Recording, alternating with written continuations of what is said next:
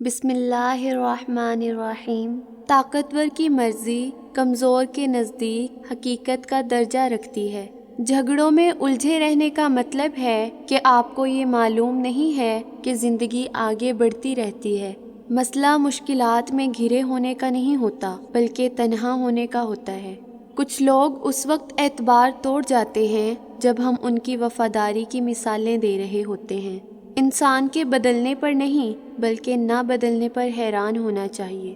بہادر انسان وہ ہے جو نفرت کا مقابلہ صبر سے کرتا ہے، سوچ کر جواب دینے میں پچھتاوا نہیں ہے۔ علم کے سب سے پہلے نافع آپ خود ہیں، یعنی علم کا سب سے پہلا فائدہ خود کو ہوتا ہے۔ حالات اور واقعات کسی کو بلند کرتے ہیں تو کسی کو پست کر دیتے ہیں۔ زندگی ایک سفر ہے اور یہ سفر داستانوں سے بھرا ہوا ہے جس میں ہر ایک کی اپنی اپنی داستان ہے۔ پیسے اور وقت کی بچت وہاں تک کرنی چاہیے جہاں تک جان اور مال کو کوئی خطرہ نہ ہو۔ غلطی قبول کرنے کا مطلب ہے کہ وہ عمل اب آپ دوبارہ نہیں کریں گے۔ پانی تمام رکاوٹوں سے دور رہ کر آگے بڑھتا رہتا ہے۔ پانی کی اس فطرت کو سمجھنے کی کوشش کریں۔ حفاظت کا نہ ہونا چیزوں کو خطرناک بنا دیتا ہے۔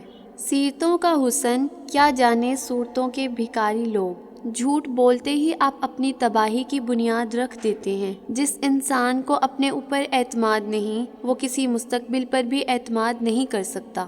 باہر اور اندر سے ایک جیسا ہو جانا اطمینان کی وجہ بنتا ہے۔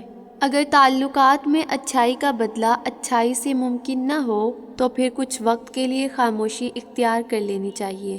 روتی ہوئی آنکھوں کو ہنسا دینا عبادت ہے۔ معاملات پر جس کی مرضی چلتی ہے وہی نتیجوں کا ذمہ دار ہوتا ہے۔ ناخوش رہنے کی ایک وجہ خود کو غلطیوں سے پاک سمجھنا بھی ہے۔ اختلاف کرنے کی وجہ ضرور پوچھنی چاہیے تاکہ سوچ کا فرق سمجھ سکیں۔ دکھ اور سکھ اتفاقی بھی ہو سکتے ہیں۔ کام کرنے والے کا کوئی وطن نہیں ہوتا۔ بے مقصد زندگی خود ایک مقصد ہے۔ انسان زمان و مکان یعنی وقت اور جگہ کا قیدی نہیں بلکہ مسافر ہے۔ اگر آپ کے سمجھانے سے کسی کو سمجھ نہ آئے تو پھر اسے خود سے سمجھنے کے لیے وقت دینا چاہیے۔